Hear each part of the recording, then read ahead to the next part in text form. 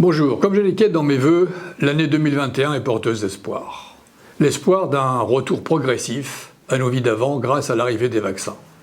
Encore faut-il que la stratégie vaccinale soit efficace, ce qui est malheureusement loin d'être le cas.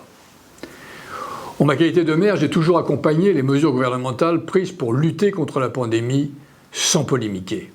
Pourtant, les incohérences et contradictions ont été nombreuses depuis le début de la crise.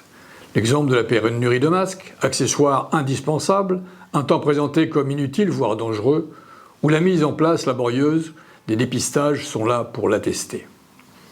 Mais aujourd'hui, la campagne de vaccination est plus que lente, mal organisée, illisible. Les autres pays européens ont déjà pu vacciner plusieurs dizaines de milliers de personnes, alors que nous en sommes à 516. Et je ne cite pas Israël avec plus d'1 million de personnes vaccinées. Cela est imputable au nombre de technostructures créées qui paralysent l'action des pouvoirs publics. Il faut dire que la liste des intervenants et comités d'experts est longue. Comité scientifique, Conseil de défense, Agence régionale de santé, Haute autorité de santé, Agence française de sécurité sanitaire, Autorité nationale de la sécurité des médicaments et d'autres encore. Comme si cela ne suffisait pas, le président de la République vient de décider de créer un comité de plus, un comité citoyen composé de 35 personnes tirées au sort, chargé de formuler des observations et des recommandations sur la politique vaccinale. À trop consulter, on ne décide plus. La multiplication de ces organismes conduit à la situation que nous connaissons actuellement. On empile les structures comme on empile les collectivités avec le fameux millefeuille territorial. Ainsi, depuis 6 ans, en Île-de-France ont été mis en place la métropole et les territoires, en plus du conseil régional, du conseil départemental et des conseils municipaux. Pour quel bilan? L'inefficacité. Faire moins bien pour plus cher.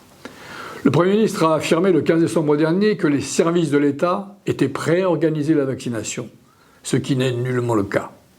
La crise sanitaire a montré, une nouvelle fois, la réactivité des élus locaux, notamment des maires.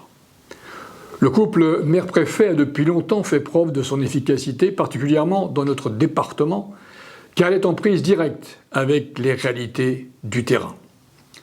Comme depuis le début de la pandémie, le succès des mesures prises passera par les élus de proximité.